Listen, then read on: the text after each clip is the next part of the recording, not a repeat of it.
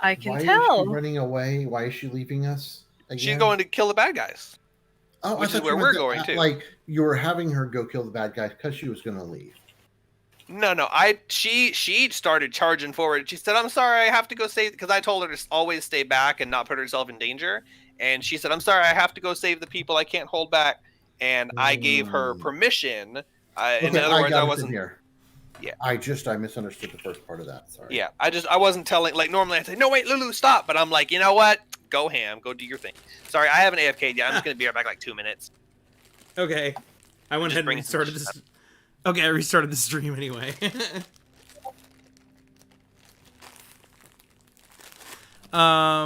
Yeah, so while Jake's doing that, so Lulu goes charging forward because she hears children screaming for help. You guys hear an undetermined number of hellhoundish barking. You guys just fought a bunch, hellhound, so you recognize that sound. And then you see this Maragon has basically ordered the hellhounds to kill whatever innocent people and children are trapped. So Lulu, hearing that and being the super good celestial being that she is, goes charging forward, and she is going to blast her trumpet of sparkles at the fiends. And they are all going to get caught in the shower of sparkles. And let's see, it's going to be a DC 14 Constitution saving throw. All right, so I'm going to go make those. I'm going to go ahead and do these while Jake's AFK. Let's see. Okay.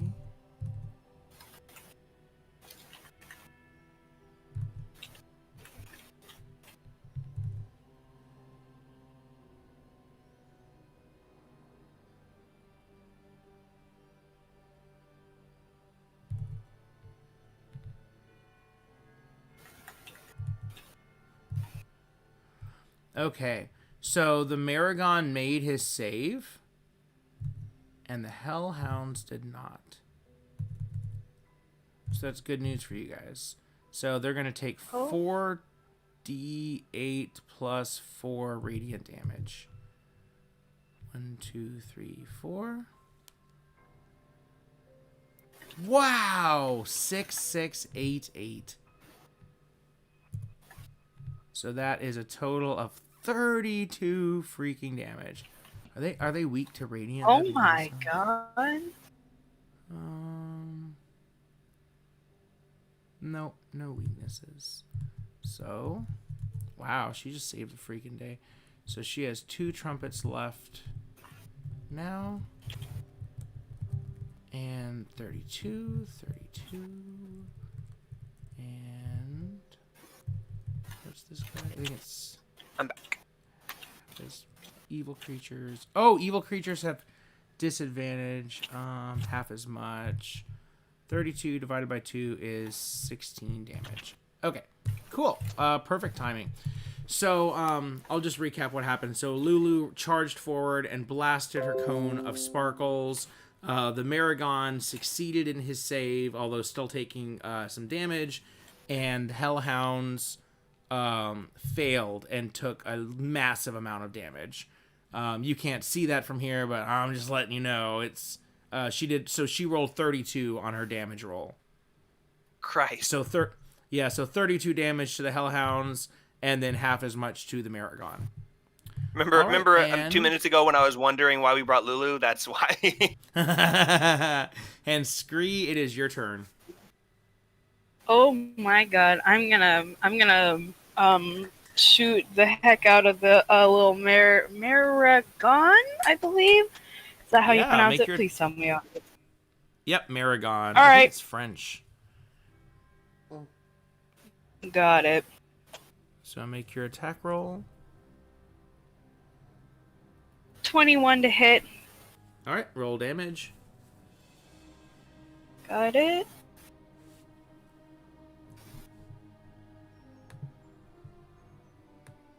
Ooh.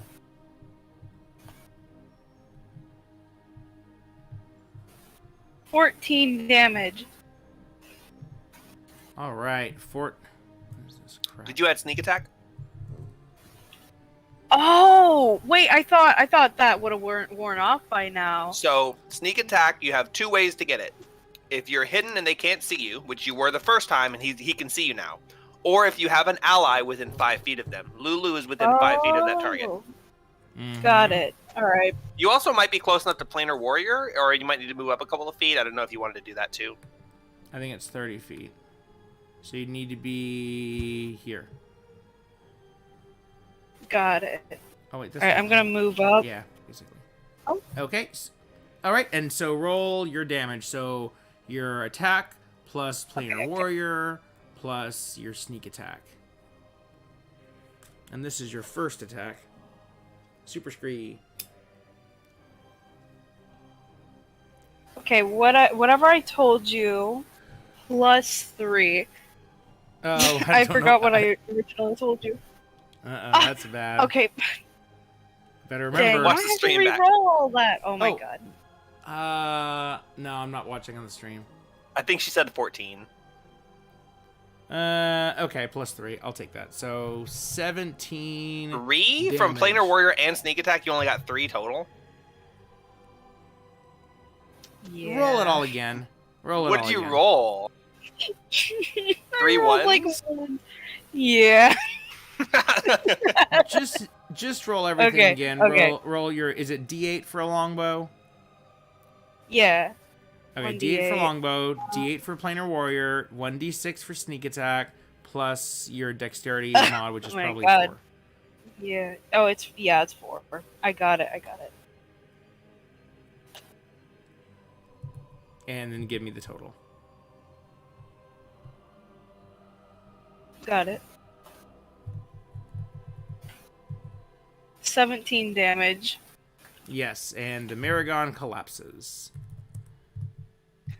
Just Okay. side note, that's also yes. exactly what it would have been if you added the 3 to the 14.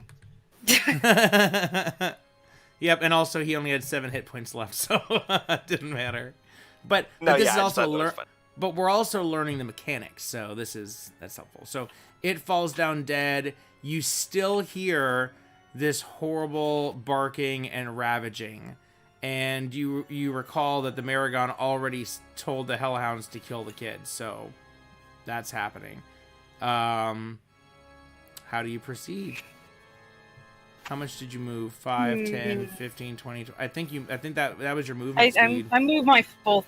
Yeah, I moved my full 30. I can't move any closer now. Lulu, I'm sorry. I can't Scree, be there just yet. except I'm gonna help you out a little bit. Doesn't Scree have the spell Doesn't Scree have the spell Misty Step as a bonus action? Yes. Wait. Let me go check his spells. So you should have a spell slot for Misty Oh Step, my which God. means that you can port yourself, and yes, you can do that between attacks.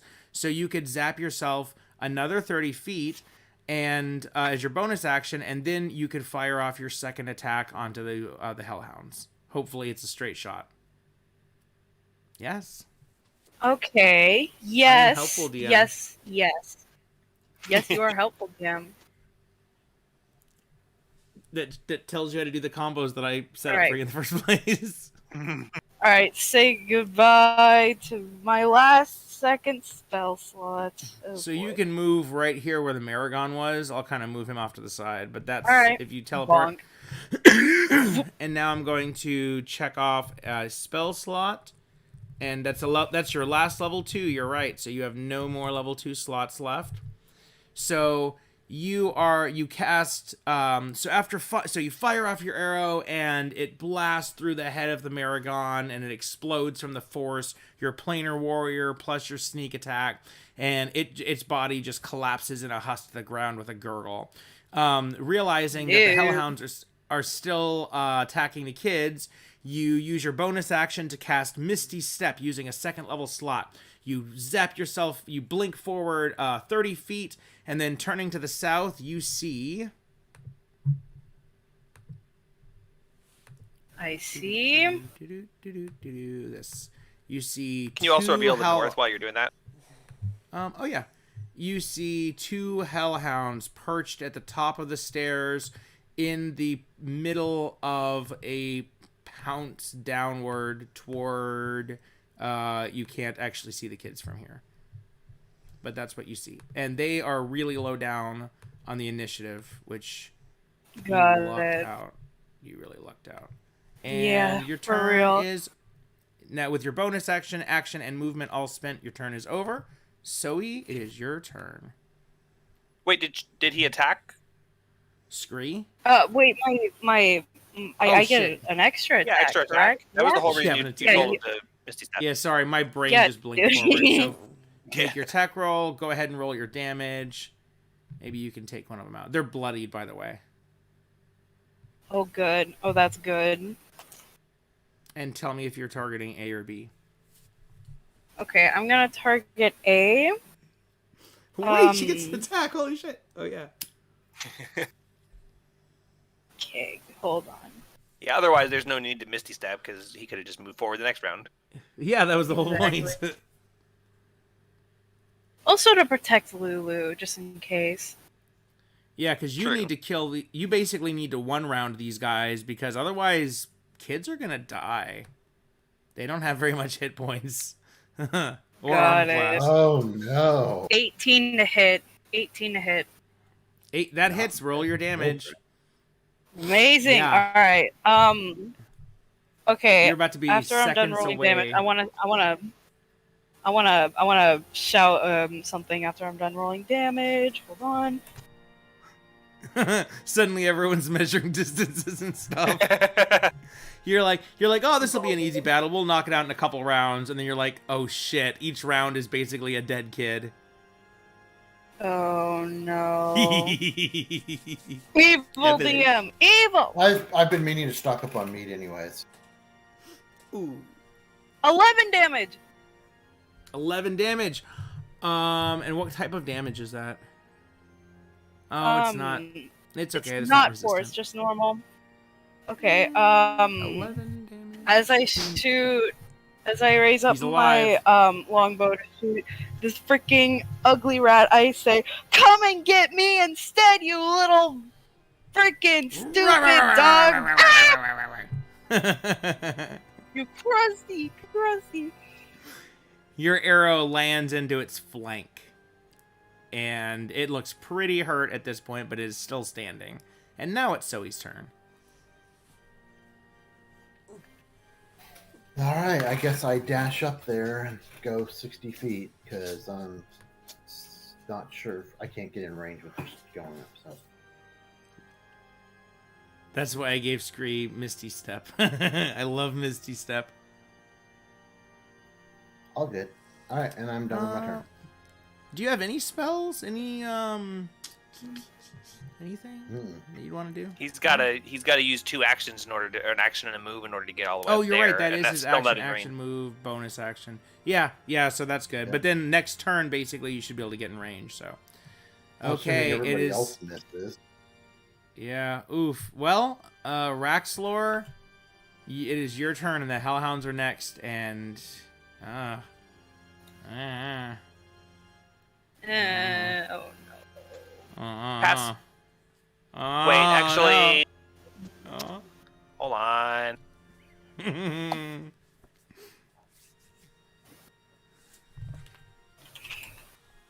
Scree didn't kill any of them.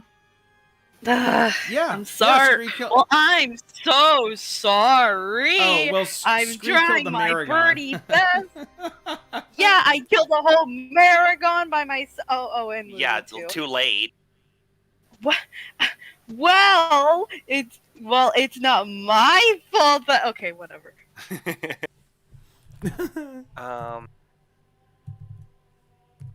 I mean, they have armor class. Like, they're not gonna die in one, like, auto die. Okay, fine. Well, It I don't might have be any okay. bonus action spells, so yeah, that's it. I stopped there. Okay, Hellhound's turn. I'm gonna go pull up 5e Commoner. Okay, so Scree and Raxlor, you see the Hellhounds charge forward. 5, 10, 15, 20, 25, 30, 35. And there's a horrible growling sound. A terrible scream.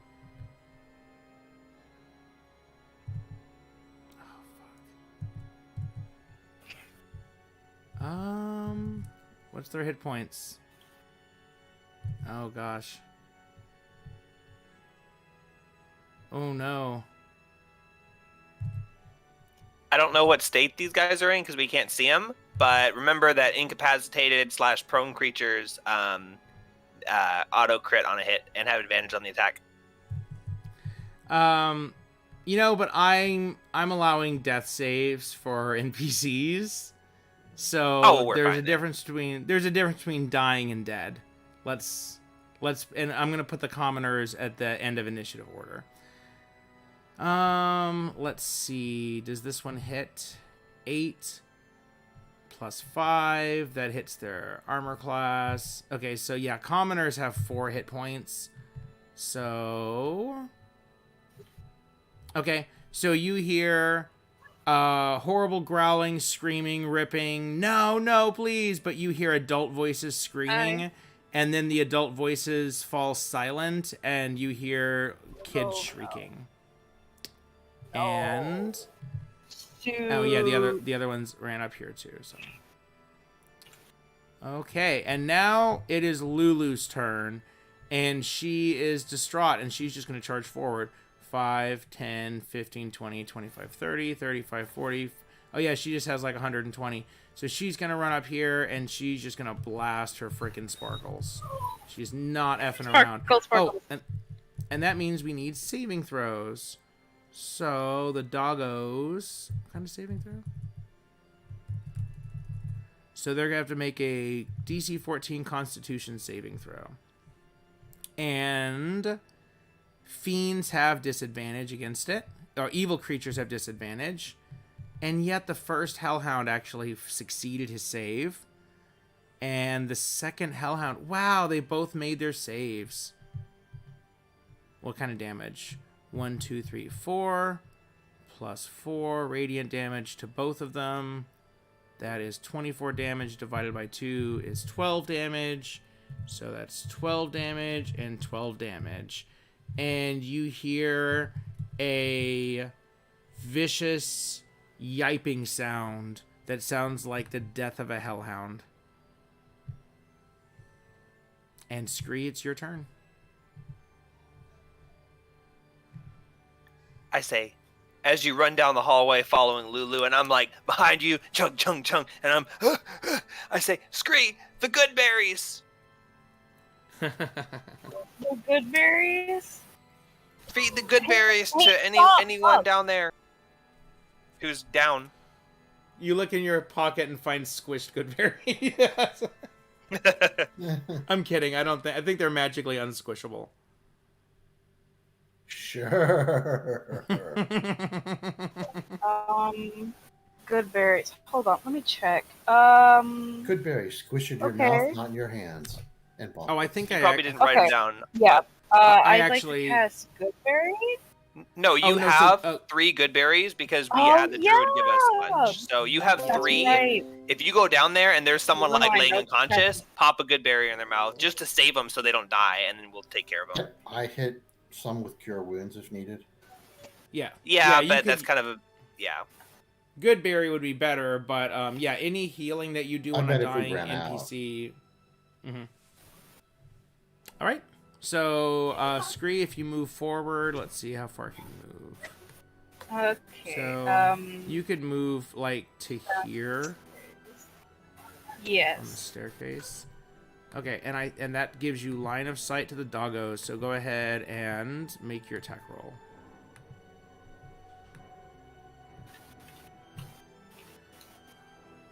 I never thought I'd say this, but please kill that doggo. Oh no! Okay, fine. Oh. This hurts but they're hell dogs, so it's fine. Okay, I'm gonna shoot dog B right here.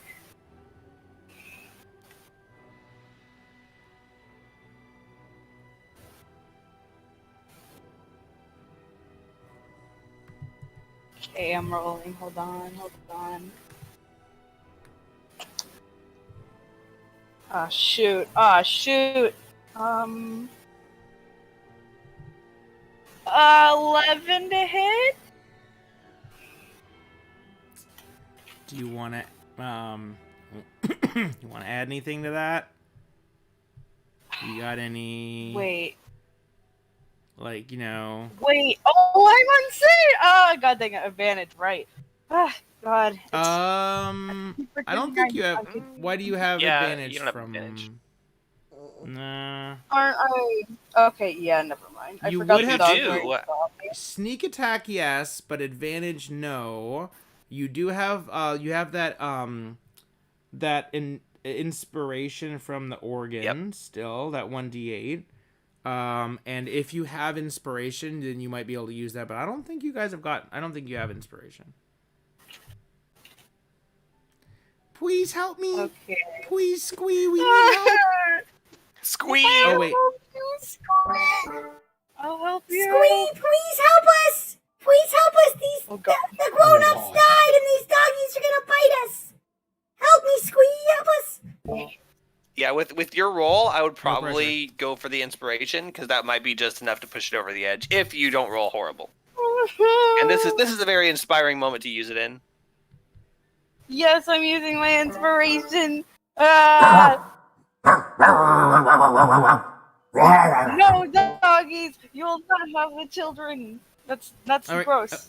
Okay, You so can't eat 1d. children. That's You not. can add 1d8 to your roll.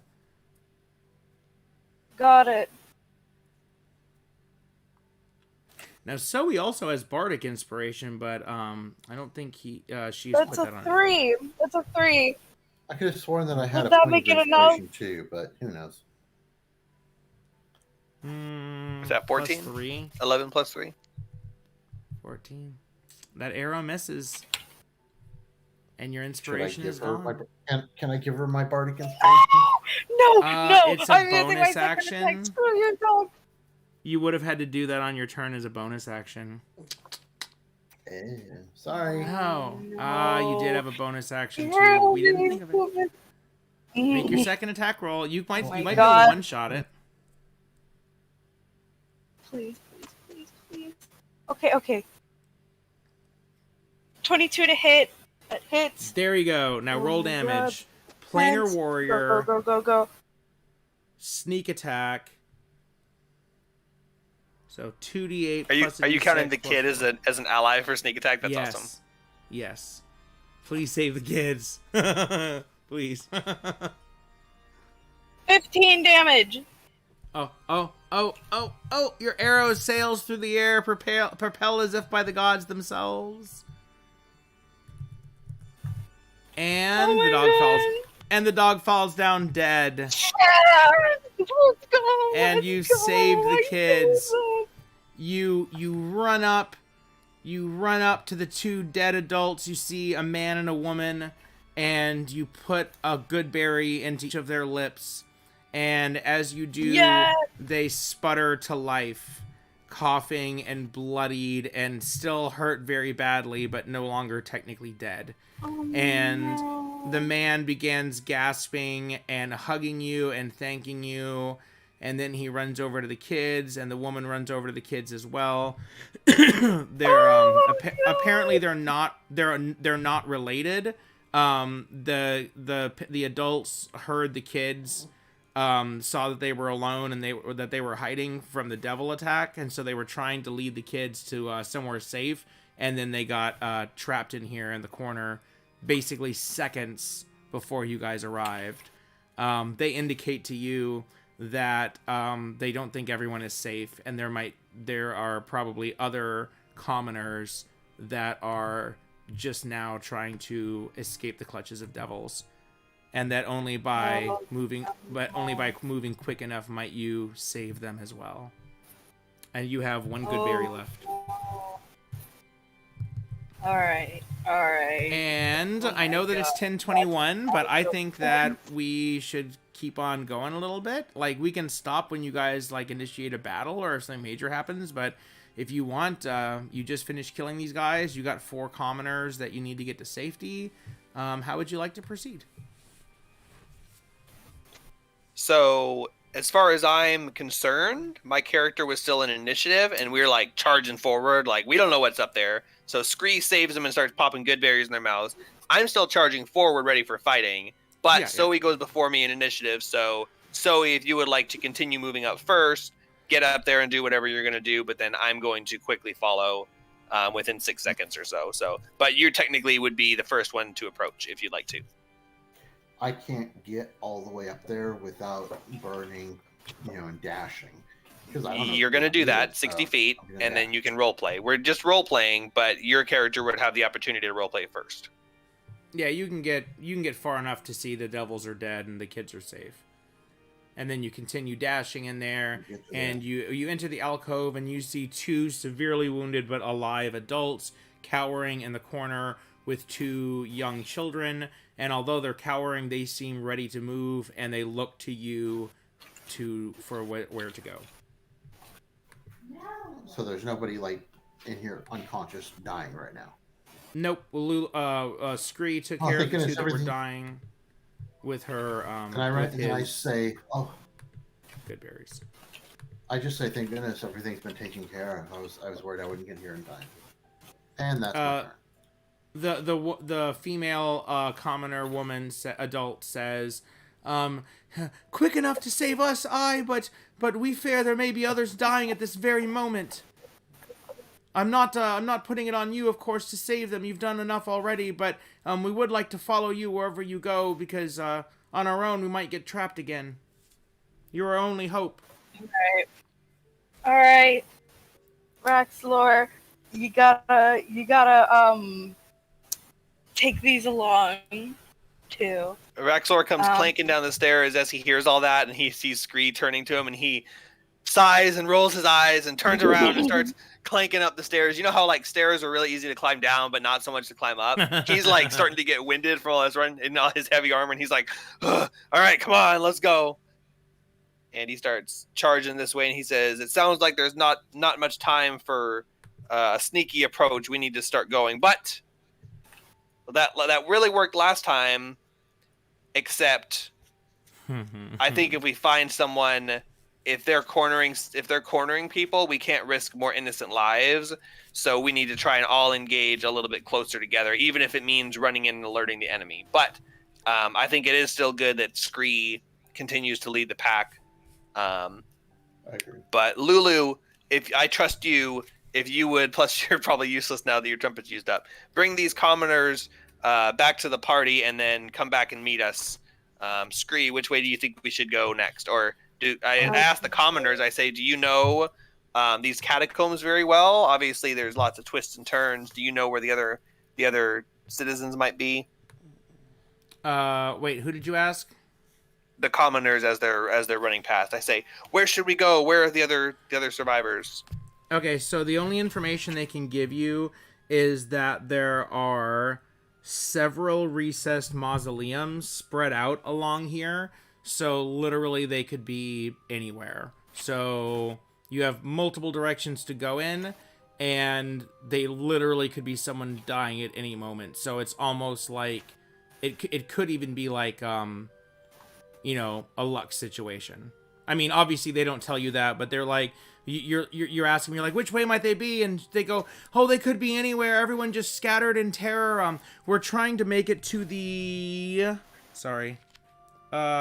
We're trying to make it to the main crypts area. Our leader, Faria Jinx, she told us all to meet there once we made it down to the catacombs, but some of us got separated and turned around. That's somewhere to the east, but to be honest, I'm really turned around myself, so I'm not exactly sure. I say, all right, thank you for the information. Follow the Hollyphant back to the party, and we will. She'll tell you what to do once you're there, and we'll protect you with the rest of our herd.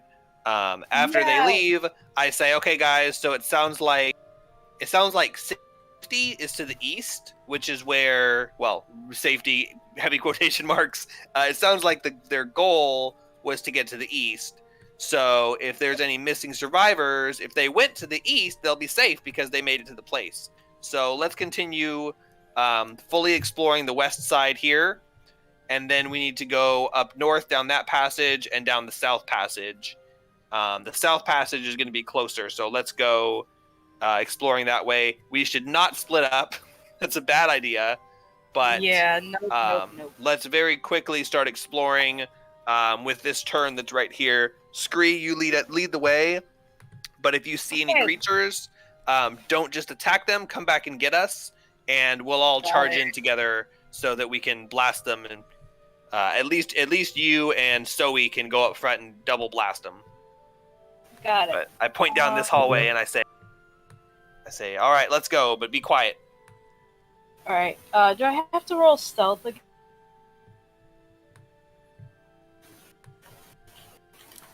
Yes, you are now moving stealthily in a fresh way, so you need to roll a new stealth check. And then can you ping the location that you're going?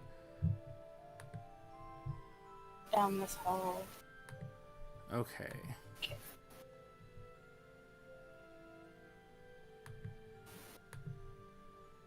So where are you? Oh, there it is. Okay. 18. Okay, let me go record an 18 stealth. Okay, and go ahead and move your character, and then I'll reveal. Got it. Okay.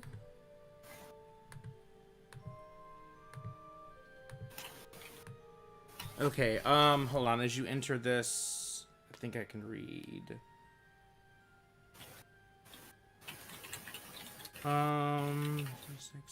Okay. Sorry, I don't have a cool description. When you walk forward, you see these three circular. So to the west, there's a staircase leading down. There's 2 hallways to the north, and these 3 recessed alcoves. You see, upright sarcophagi, and the sarcophagi are carved in what looks like humanoid figures, human figures that look priestly. And there's 3 of them here. I think we could get back to these later. I don't want to. Actually, I'll take the time to investigate them, but I don't want to touch them. I don't want to get too physical. Okay. It looks like they can be opened. If you'd like to make an investigation check you can make an investigation check to search for traps, and also you see that they appear that they can open. Okay, I got an 11 on that. With an 11, you do not notice any mechanisms or anything that would indicate any sort of traps. You can attempt to open them if you would like.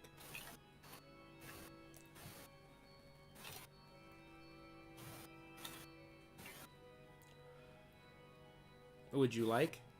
Do you want to try to open them, or you don't? Sorry, I'm not trying to rush you. I just want to make sure I'm gonna open. I know. I'm just kind of scared. I'm gonna open this one very slowly. The middle one. As you begin to attempt to open it, you can see that it's actually locked. But you can see the lock is in such a way it's not really like a key lock. And you figure that you could probably pick it with your thieves' tools. Or possibly pick it with your thieves' tools. Okay, I'm gonna pick it. Pick. Okay, as I come up on Scree, following behind, I see her. I'm like, okay, she's been down there for a second. Time to advance. And I see her sitting and fiddling with the sarcophagus. I see her just barely try and open it, and then she starts reaching for a thieves' tool, and I say, Scree, what did I say about desecrating tombs? Fine. I won't desecrate any more tombs. I say we can come back and desecrate the tombs later after we've saved all the people. Fine. I just wanted one too. One little speck of gold for myself. Later. Come on, man. Like, Is that what? too much to ask for? Is that too much to ask for? Okay, I'm gonna keep going. I'm gonna go down this hall.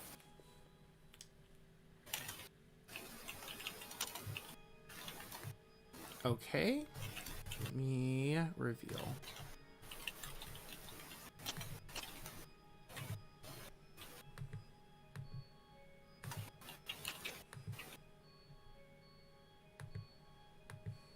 Yeah, you can see all that.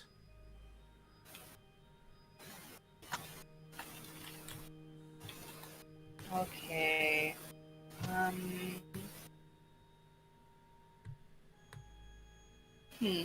Okay. I'm gonna go over here and look over there first, just in case there's someone in danger that way, All or right. any monsters that way.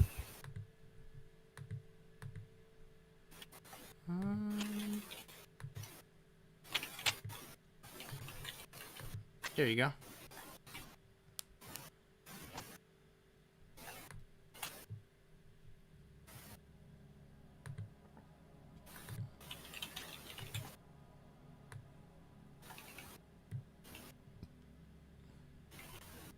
Okay. Okay. I'm gonna go down this way. Woof, woof, woof. Sneaky sneaks.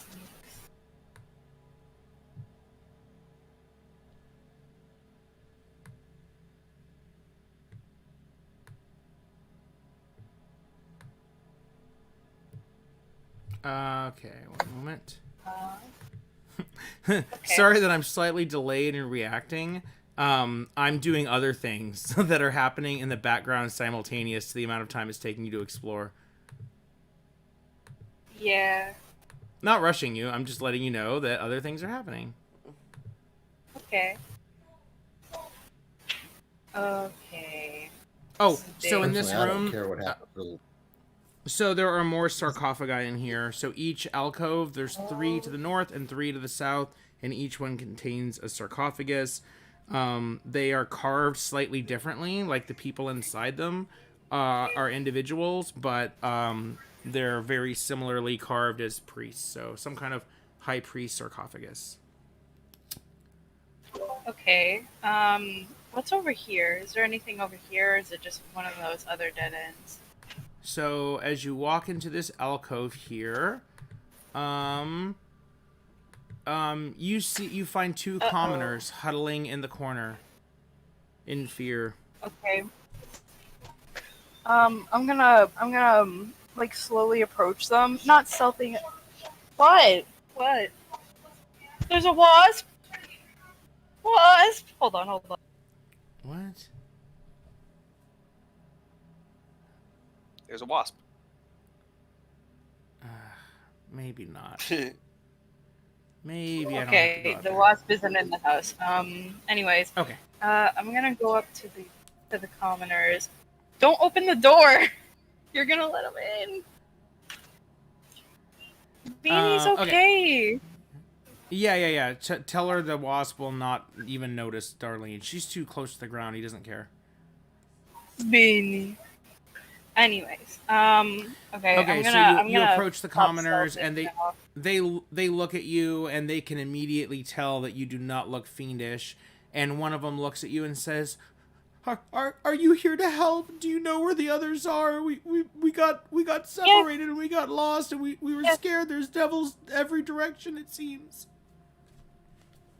Follow me. We have a group of rescuers. Well, and we have a bunch of people that we've rescued. So if you follow me, we can take you into good hands. You'll be safe. I promise. Okay, we'll go with you. Just please, we're so scared. We don't know what's going on. By the way, this alcove here, Great. as well as the one below it, these 2 locations. So these are recessed mausoleums.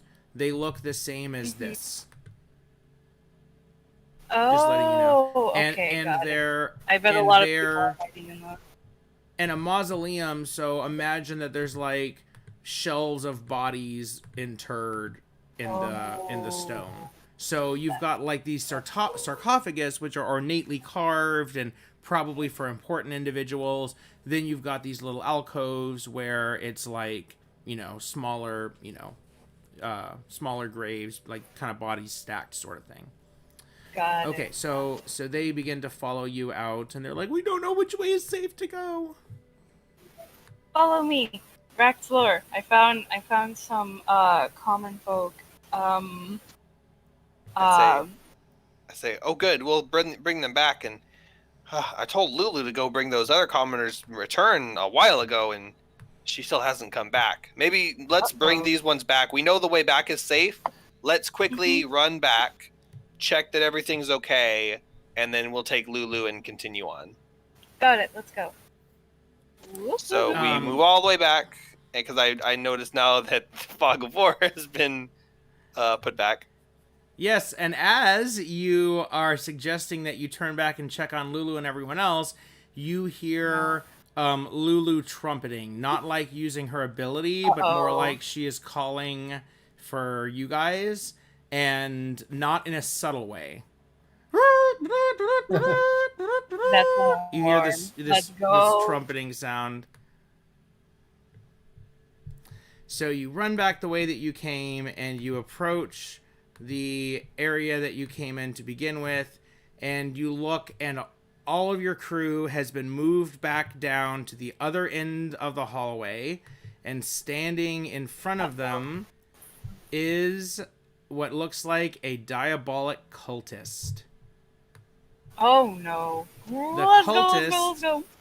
The cultist sees you and says, "Ah, finally you've come to check on your friends. They will be with us in the meeting room when you are prepared to join. I trust you won't delay."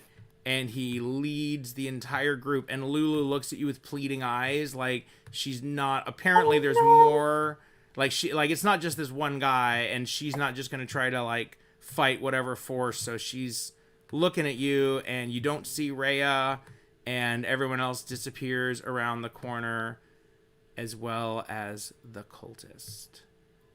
Okay, so I don't see anyone on the map. Where are they going? Because I don't understand your description. Are you like at the end, like all the way down there? And then they head to the east. Yep. That all happened while we were exploring this upper room. So they were so you come back, and while you are here, they were only here. Now they are here. And so when Lulu, I'm just because there's a lot of behind the scenes stuff going on. I trust that you're following it. When we were at this split here, and I sent Lulu off to the right, and we went up to the north, and Scree walked and stealthed up to here, as Lulu was walking back to here. And they saw Lulu, captured her, and made it all the way to the other end of the hallway before we made it back. So, yes. Lulu didn't trumpet when she first saw them, or did she not notice them as she was coming into the room? Because she should have seen them when she was like here. Yeah. Right. So, no. So back. I'll go ahead and tell you what happened behind the scenes. So Lulu went back to the group and then sat there with the group as you guys continued exploring. While you guys continued I told Lulu to go get the guys and then come back to us. So basically, as soon as she got there, okay, hold on, let me step it back. Lulu used her trumpet. That trumpet can be heard throughout the entire dungeon. The boss heard you and sent his forces to go and check. The forces are closer to your party than you were. You don't know that because there's corners, but they were right around the corner. The entire enemy force was right there. Right. So they heard it. So they come around the corner and they see this mass of commoners, and Rhea and Lulu realize they cannot save these people themselves. So when they are told, keep your weapons stowed and come with us, and then they walk to the next room, they decided to obey. And yes, that was happening as you came back. So you're in the other room, you hear a trumpet. It took you about 2 rounds to get to this point, and they've already walked around the corner. So you can proceed around the corner. The cultist has invited you. No one's attacking at this point.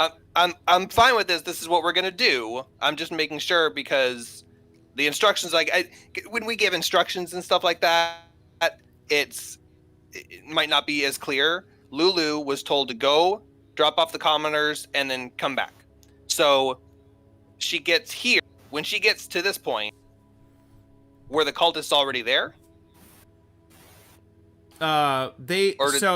Yes.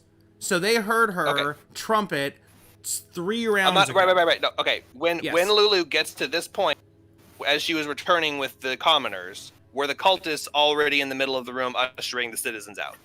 Yes, so she turns the corner, blasting around the corner with the commoners, and she sees an untold to you devilish force. She decides there is no way she can attack them. She is told, keep silent, come with us, put your weapons down, come away. At that moment, you guys were finding the other commoners.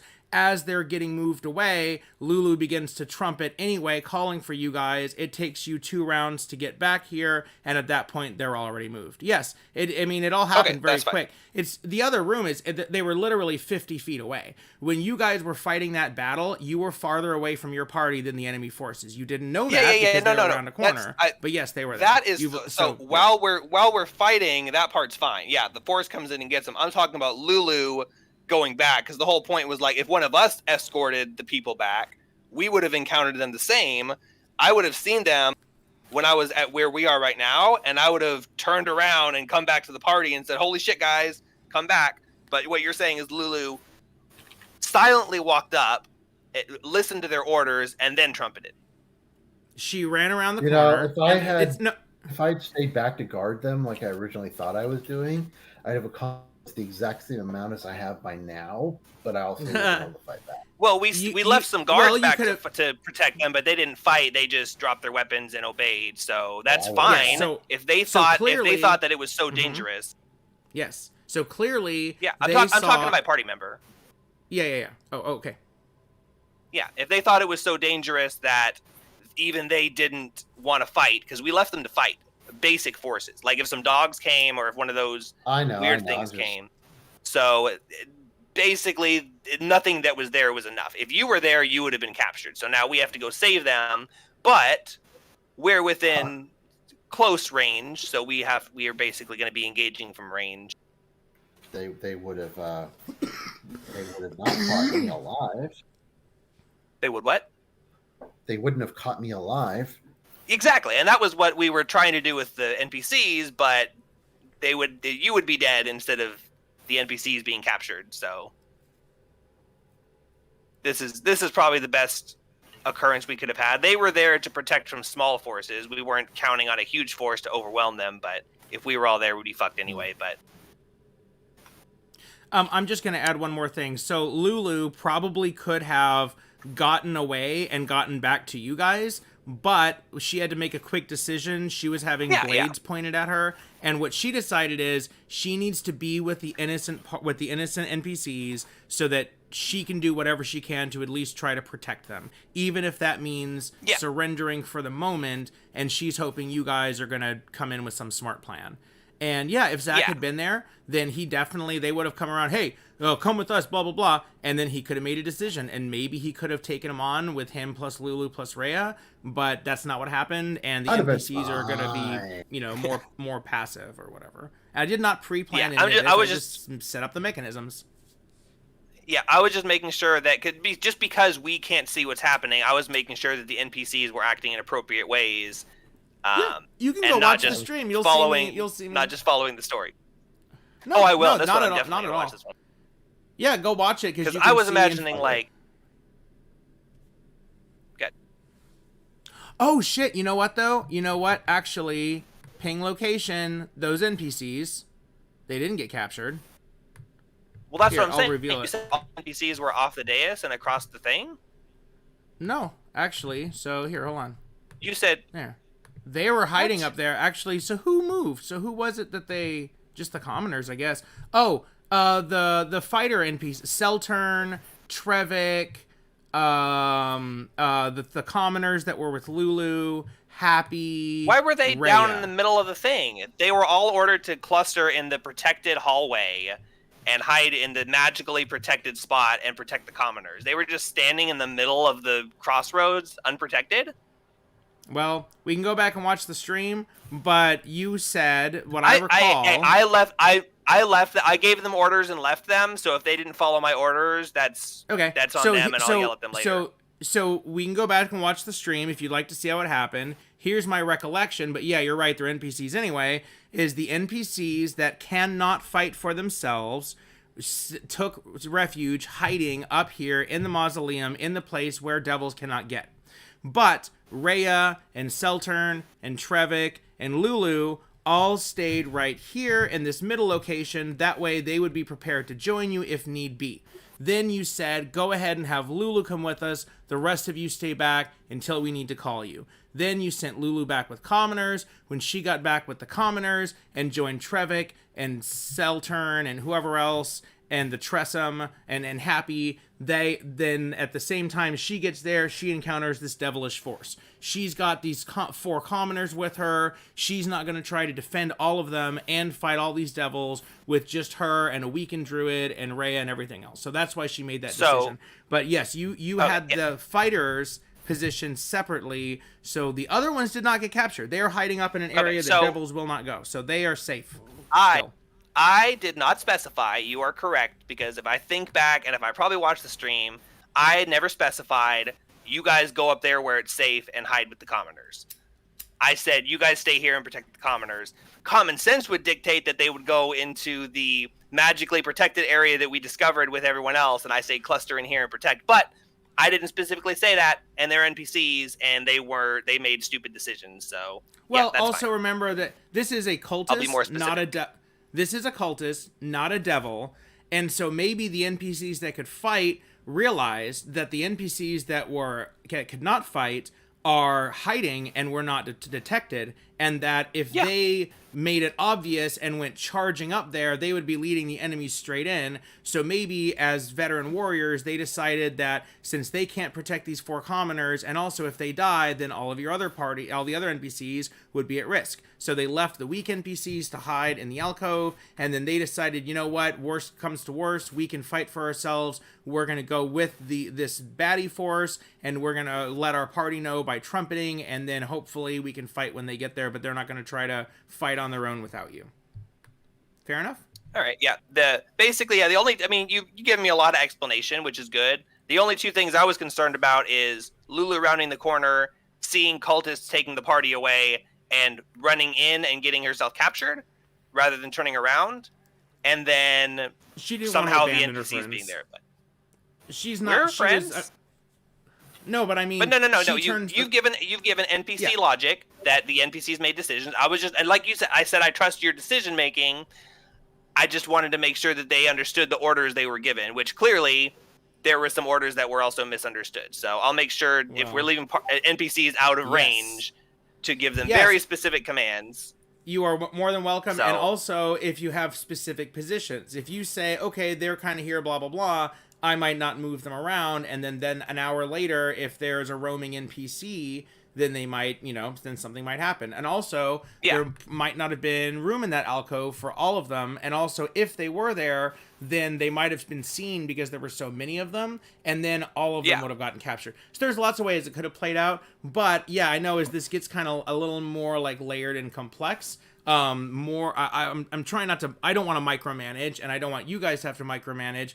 But when it comes to things like positioning and placement, when you guys are leaving, let's definitely make sure that that's clear, But I don't want to over ask you guys. I'm trying to let you guys drive the stuff and have the NPCs react. So the cultist says, "Please join us," and he walks around the corner, and he's actually not like coming over to you and saying you're under arrest, but he's got all your friends, so maybe he just figures you're gonna join him, and he disappears around the corner. I sure am, and I'm leaving the NPCs here, and if they die, they die.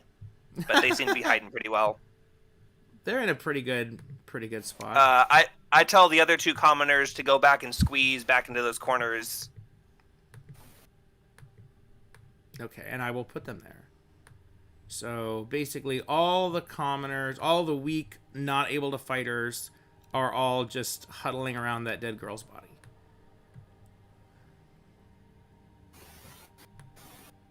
Little bit of a nitpick here. On the positioning, I'm micromanaging the positioning. Go ahead.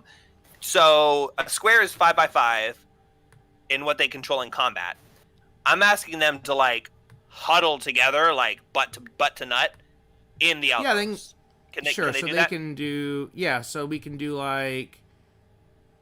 I'm just going to kind of, like, double it, because that's squeezing. So you could fit Yeah, 3 which on is the bottom. that actually makes me. So- I really want to do my maps like this, where it's not gridded, because grid is nice for moving, but if you're just doing like a mixture of theater of the mind, it's actually really nice. Yeah, I'm definitely liking it. Okay, That's good. And I charge down the hallway at full bore, and I say, "There's no time to waste. They already know we're here. Let's go save the others and do our best to blast them in the face." Okay, and I'm gonna do... So I'm sure that you're just gonna follow them right on in, and then we will do a reveal, and then we can, wrap up, but then you guys will know... And then we Yeah, can and start this that's thing. also kind of why I was nitpicking so much, because this is going to basically lead in right to the next combat, which that was going to happen regardless. I just wanted to make sure we were as sure as possible on everything that was supposed to happen. That's why I wasn't trying to ask you what did they do. I was just saying they understand that this is what the order was, and then letting you base that. So Yeah, and I'm not gonna screw you guys on initiative beginning. I'm not gonna say, I will say, okay, we're about to roll initiative, but are you repositioning? I'm gonna, however it turns out. I mean, depends on how you guys start initiative, I guess. Happy's over here. Okay, so if you guys want to go ahead and move your characters up to the entrance of this room. Zach, are you still good? I mean, we're about to wrap up, but you're still conscious, right? Yeah, I'm cool. here. Okay, cool. All right. So you enter this area, and you see a large oval table made of fine red oak in the center of the room, surrounded by 40 comfortable chairs. This looks like some sort of important meeting room, or like an executive conference room. It looks like an executive conference room. And as you enter the room, you see cultists scattered around the room. There is Sorry. there is an imp sitting right over here, not invisible. Here at the head of the table, you see a horrible creature, which I'll describe in a moment, but it's unique. You have not seen it before. Against the far wall is basically all of your NPC friends, who are in front of the commoners, who are just kind of being held there. To the right of the room, sorry, this sucks for representation, but I really don't want to make a token for everyone. So just imagine a small group of several important-ish looking people, like city people. And this is a woman carrying a large book. Oh, wait, hold on. I have a haggard woman, her gray hair matted in sweat. With one arm, she clutches a leather-bound tome to her breast. In the other hand, she wields a ceremonial mace that would probably shatter if it struck anything harder than a pillow. And then to her east is just a small group of leaderish looking NPCs that all look very concerned. And they look like they're with her. Like she's kind of like the speaker of the group. The horrible creature at the other end of the table. It looks like a wyvern. But not a wyvern exactly. It is a devilish... Oh, here, you know what? Actually, there you go. Oh my god, okay. So he's not that big, but that is what... She's not that big, but that is what you see at the head of the table. But she's normal. She's medium-sized. She's probably like 7 feet tall or something like that. And she stands at the head of the table, and she looks at you, and who is entering the room? And go ahead and place your characters. Me. Whoa, it's you.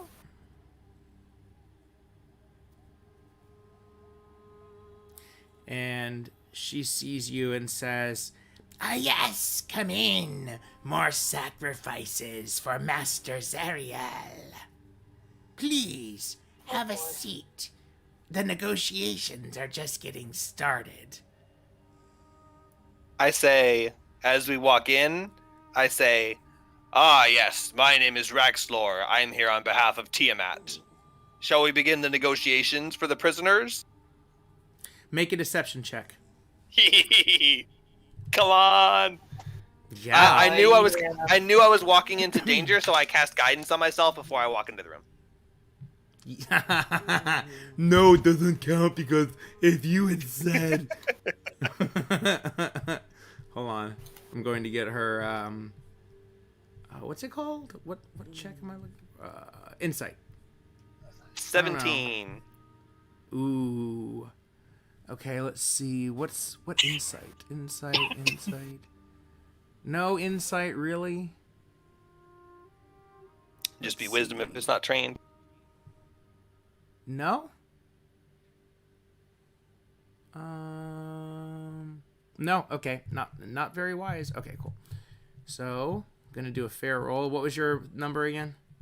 17. Oh, that's awesome. I rolled a 17 and she's got a +1. So she looks at you and says, "Ha! Bardic inspiration. Yes. I mean, inspiration. Okay. Oh, That's after the results. No, I thought about using it, and I hesitated because I knew that I wanted to give you a chance to roll. Well, So there's no, also you a gave battle. you gave the result. There may be a battle coming, so if you really want to use it Yeah. here, I'll let you. I mean, No, things could go differently. Okay, cool. I specifically chose not to use it when I rolled a 17, and I wanted to wait to see the results. That would be cheating. Okay. Yeah, so she goes, yes, I'm sure. I'm sure you serve the Dark Lord Asmodeus as well. But let me to give you a hint, friend. If you're going to pretend patronage around here, Zariel is queen of the land. Now, please, allow us to proceed with our negotiations here. We're just telling Miss Jinx here that we will allow all of her refugees... No, wait, sorry. Hold on. She says, I have promised that I will harm none of their refugees if she's merely for the simple price of her soul. And Faria stands up and slams her hand down on the table and says, yes, and my soul I would give 1,000 times over to save even one citizen of El Terrell. Now let's just get this on with. Just hand me the contract so I can sign it. And she says, yes. And then she says some cute imp name that I didn't come up with at the last second. And she says, here, take the contract to Miss Jinx. And the imp flaps over to Victusa and takes the contract and flies back and hands it. I nod, and I've got like my bottom lip upturned. I'm like, yeah, sounds good. I'm cool with this. Classic trolley problem. Why would we jump in to save her? It makes sense. Okay. I say I double down. I say on behalf of Tiamat, I approve this transaction.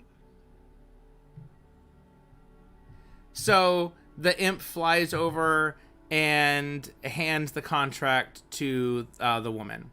And she sets her mason book down hesitantly on the table, and she unfurls what seems to be a pretty long document.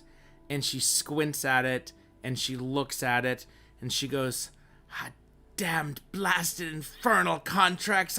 I can barely make out this legal mumbo-jumbo. I'm so worried. And she really As wants she's to about sign the to go contract, sign but it- she's, like, hesitating. As she's about to sign it, I say, wait, objection. I say her name because you said it, and my character heard it, but I forgot what it was. I say that, and I point at her. Fair. She looks at you, and she's like, "Well, what is it? I have no other option. I don't care. I will give up my soul to save them. I will give up my soul to save them without thinking twice." I say, are you a citizen of El Terrell? Yes, I'm only an acolyte here in this temple, but I'm the highest spiritual leader that's left. Well, until Lord Thavius gets back, but I'm starting to worry that maybe he won't. So with the devil here demanding my soul, this is my only way to save the refugees. So I must do it. But these infernal contracts, it's so dangerous selling a devil your soul, and I'm not trained for this. I say, but as a citizen of Elturel and a follower of the guy's name that you just said, but I'm sorry, I'm blanking. As a follower of him, Zariel? you have already entered in. No, Zariel? No, the dude that she just said is missing. Oh, Thavius. Yeah, Thavius. Yeah, I say, as a priest of Thavius, you have already sworn your soul to another, and you cannot sell it to the devils. Be quiet, Rexlor. If she signs that, then a lot of people are saved. She looks down at it and says, "Oh, well, I asked about that, but she said that there's a rider clause in here that repurposes the selling of my soul, because I'm already selling it to Zariel, but it wasn't voluntary, but..." And then Victusa says, Yes, don't worry. I'm very knowledgeable on all the legal matters, and I've taken care of all of it in that contract. Now just sign it. I say, Victusa, but if you are trying to force a mortal to sign a contract without allowing them to fully read and understand it, you are breaking the contract of Asmodeus, and he shall smite you and void the contract. You must allow us and me as her loyal legal counsel to completely read over that contract.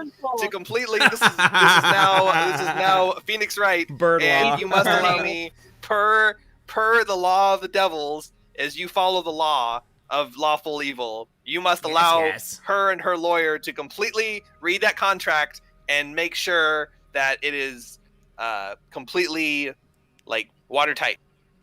If even half of what you said is true, keeping our mouths shut and letting her sign that would progress the battle and win it for us. So, it's like you're working against good now. It makes me wonder where your good intentions lie. We can't just let a mortal, especially one in charge of a city of people this big, sign a contract without knowing what she's signing. The devil could be lying. She could be signing every soul in Elturel over to Asmodeus for eternity, or over to Lilith for eternity, and the devil, that's just in the bottom in the fine print. But devil law says that, and I don't know this, my character is completely making it up, and I'm completely making it up, whether or not it's true, whether or not it sounds good to them. I'm just saying these things. So I say that we need to read the contract. I don't think it's fair for a devil to force someone to read the contract, to sign the contract without reading it, because that is a deceptive deal and legal under devil law. Also, it buys us time. Scree, are you positioned the way that you'd like to be at this moment in time? Just a nonchalant question. I'm peeking in, but I don't want to. He's so scared to go in the room. I mean, if he's unseen, he gets bonuses. So Victusa looks unimpressed and looks at you and says, Yes, please, by all means, have a team of lawyers look at my contract. I'm sure the simple, straightforward language will be easy for an educated one such as yourself to make out. Not that I would try to pull anything over on someone so intelligent as you. Please, feel free to have a look. And then she looks at her little imp and says, Clever name. Bring the contract to our new friends. And clever name. Flap, flap, flap, flap, flap, flap, flap, flap, flap, and hands it to you and hands you the contract and says, look at it. It's fine as my asshole. God. This is like Rick and Morty. And hands you the contract. Like Rick and Morty, yes! I've succeeded as DM. Have any of you, not to break the thing, but have any of you seen one of the most recent episodes? No, I'm only up to 3. I'm watching it on Pirate YouTube. Okay. Where it changes size every couple minutes. Of the new season? Yeah. Of the new season, though. Oh, yeah. Shoot me, somebody shoot me. Nope. This thing just reminds me of no. Yeah. Why does he want someone to It's shoot like episode 1. Never answered. It's probably be answered at the end of the season. But it's like episode 1, and it's in like trailers. It's not a spoiler, but hunt me. Yeah. I'm not going to remember any of this anyways. True, that's a good point. So no spoilers, but I not that this character is doing that. I'm just imagining like his voice and the mannerisms he's using just immediately makes me think of a character like that, where it's like, it's as fine as my asshole. I don't have any read script. And I have Dispel Magic, but I feel like that wouldn't do very much. I guess I could just read the contract. I want to read the contract and have read it out loud. Yep, I want to have a word-for-word contract. I know exactly what it says. No. The real life lawyer it, and it's just a lawyer battle between us. You have to write a contract, and I have to find a way out of it. That's how I read the contract, and I want to see if there's any sort of, not necessarily ways to say, avoid the contract, just anything like, I'm looking for very obvious things, like every soul that was under Eltrell is bound to Zariel, or something that makes it so it's not just her soul in exchange for the other souls. Like, looking for some kind of deception there. Okay, so that with an insight check, because I'm reading the thing and I'm using my insight to try and figure out what their intentions are. Yeah? No. But it is an investigation check, which you can guidance, so you can mutter some holy words to guide yourself as you roll a very important investigation check. They're all important checks. No, they're really not. A lot of them are not important. One other question along with that. You rolled a 2. The Bardic Inspiration thing that we got, does that stack with regular Bardic Inspiration? Yes, because it's not Bardic, it's special. So, guidance, Bardic Inspiration, I say, Zoe, I read better with a little tune. Can you, like, whistle me a little tune or something while I read this? Just, like, background noise? That works. That works. So 2d8 plus d4 plus d20, and I'm just going to check something here. You're going to make it. Don't jinx me. Oh, It's possible. A devilish contract. Okay, I need... Damn, I could have sworn there was some ability that lets me use my Channel Divinity to add to a skill check, but I think that's Knowledge Cleric. Yeah, I was going to say, Knowledge Cleric, that is what you need. Dude, if Manthea was here right now, you'd be like, here you go. And she's like, give me that contract. She sends it back with, like, red marks and add-ons and stuff, and now you own Avernus somehow. Knowledge Cleric is good at contracts.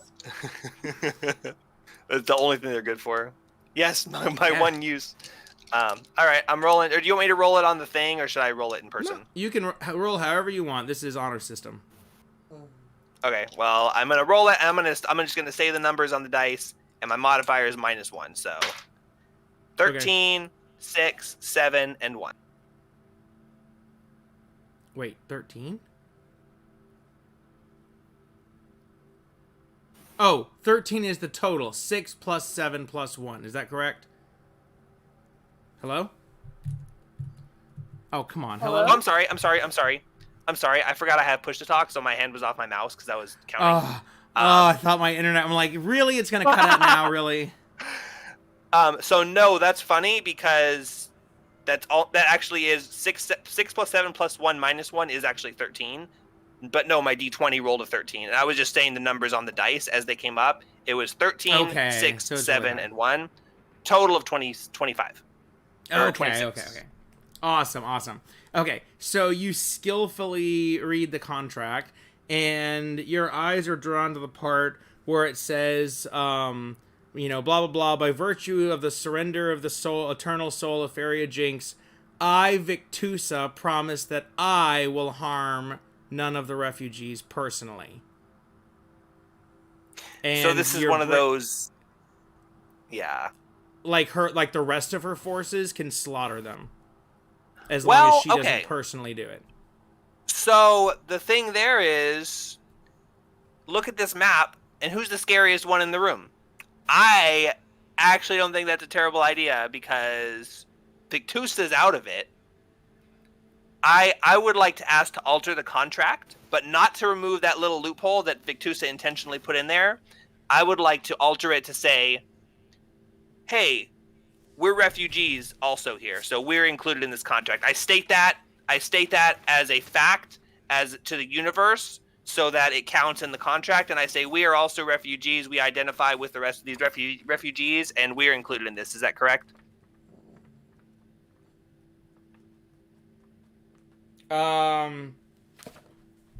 She says the language in the contract states the refugees remaining alive, the refugees of the city of El Terrell, citizens thoroughly bound to the Creed Resolute that reside here in the catacombs of the High Hall Cathedral. It's like really overly legal specific.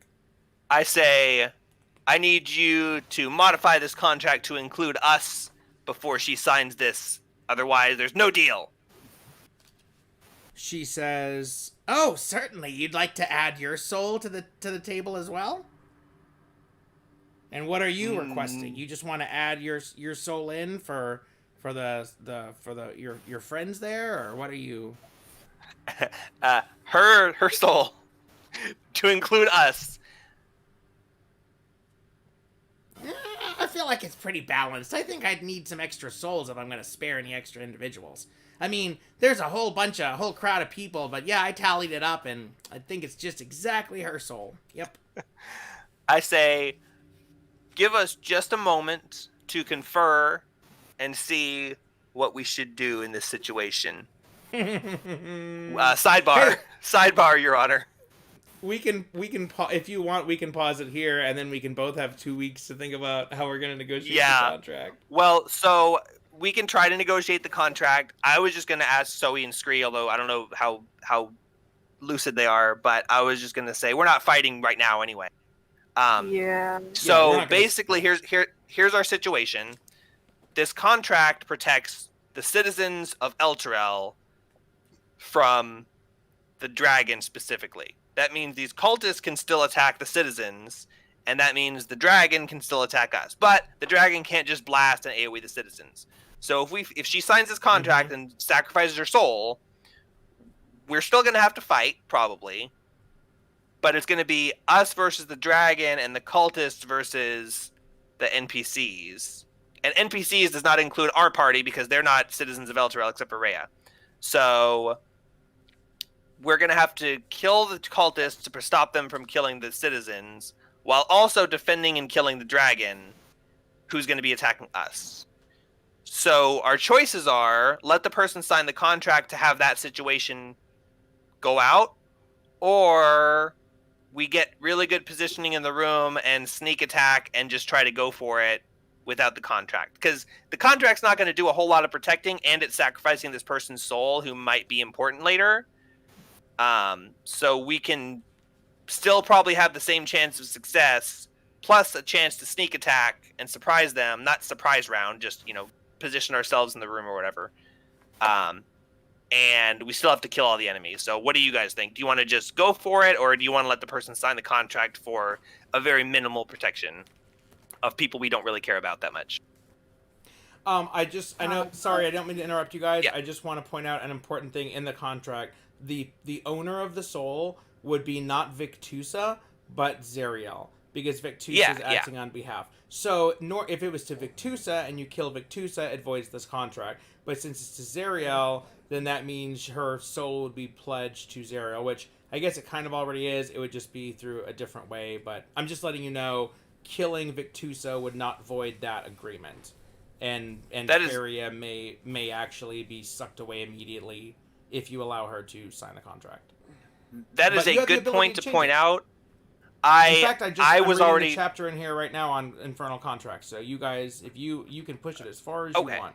Then you can also kill him. You can also attack anytime you want. It's up to you. We can leave that then. We can pause here. I was just wrapping up to let them kind of go over what our options are. But No, that's perfect. Because I was just basically assuming that she was going to be. I'm basically assuming that kills her in some way, whether it's directly or indirectly. Yes. So yeah, Yeah. I was counting her as gone. I wasn't thinking we could save her by killing the dragon. Okay, sorry. So no, that's a good point because I didn't say that, and they probably weren't thinking that when I was talking about it. So yes, so she would be gone completely. We would just be saving our party and the citizens that we saved, but it's still not saving them because the cultists can still kill them. So well, we're gonna stop here. I just wanted to give you guys a chance to think about that and give your opinions so that we can be marinating on that for next time. So would you guys rather, if the contract won't change at all, which we'll try to change it, would you guys have the person sign it, or do you want to just go for it without a contract? I think this person might be important later, so I think we should just go for it. Honestly, I mean, worst case scenario, someone needs to use a good berry, or I have to cast Yeah, a right. berry. We've got plenty left. Zoe, what do you think? Given our bait situation as is at the moment. Yeah, we should probably save her. All right, so we'll end here then, and we're ending with us in a huddle discussing this. We'll try to renegotiate the contract, but probably end up pissing off the dragon in the middle of doing so, and end up fighting. But if we can get a really, really good contract and it's worth this person's soul, then it might be worth it. But she's already willing to sacrifice herself. We just don't want her sacrifice to be for naught. So yeah, okay, and awesome. And so let's think about it. You can think of ways that you might renegotiate the contract. I'll have checks ready for it, and yeah, you might be able to succeed in something. Just to throw, it sucks. I actually had a thought, an important detail that I was going to mention to you, and I think it had something to do with Feria as you were talking about her, but I'm not exactly sure. But instead, I remembered a different thing that I just wanted to point out to you. Doesn't one of you have some sort of a emergency contact me device that allows you to communicate with Avernian dragon cultists of Tiamat that you received in the catacombs below Candlekeep? I don't remember getting that, but that sounds familiar. When you gave I treasure, remember. I remember that situation. Yeah, and they said, and they're like, thanks. You gave them the treasure, and they thanked you for the treasure, and they gave, I think it was actually Zoe, gave her some kind of a transponder item, and they were like, hey, if you ever need to get a hold of us for anything, because you were like, oh yeah, we're into Tiamat, we think Tiamat's cool, and they're like, okay, well, here you go, maybe you'll need to get a hold of us sometime. So you basically have a cell phone where you can call literal cultists of Tiamat. And although this person said that Zariel is the big boss around here, she is a dragon, and these are, even though the icon looks like just normal cultists, these are dragon cultists. So you do have the ability to call dragon cultists that you met. So I don't know. Just think about that, and you guys can think about that as infernal contracts, and you can decide how you want to play this out. And you could just straight up attack and just see if you can take all the forces here, assuming this is if you counted 1, 2, 3, 4. So you can decide, but also you can attempt various tricks to get advantages, and maybe you get out of it without a battle. Maybe you somehow come up. Yeah, so there you go. And if I think of anything else that I need to let you guys know, then I will. And then we're gonna wrap it up for now, and then we get to start the next game with this awesome confrontation and probably a battle. And in fact, you guys should be preparing to level to 6, because although you need a long rest to do that, that's probably going to happen next session. So you might need to level up in the middle of the session. Fortunately, level 6 is pretty easy. You get usually 1 passive ability. So you guys can have a couple weeks to look into that. And then I'll see you guys, next time. Okay, so goodbye, Sounds everyone. good. I'm ending the stream now, and thanks everyone for watching, and we'll find a fate of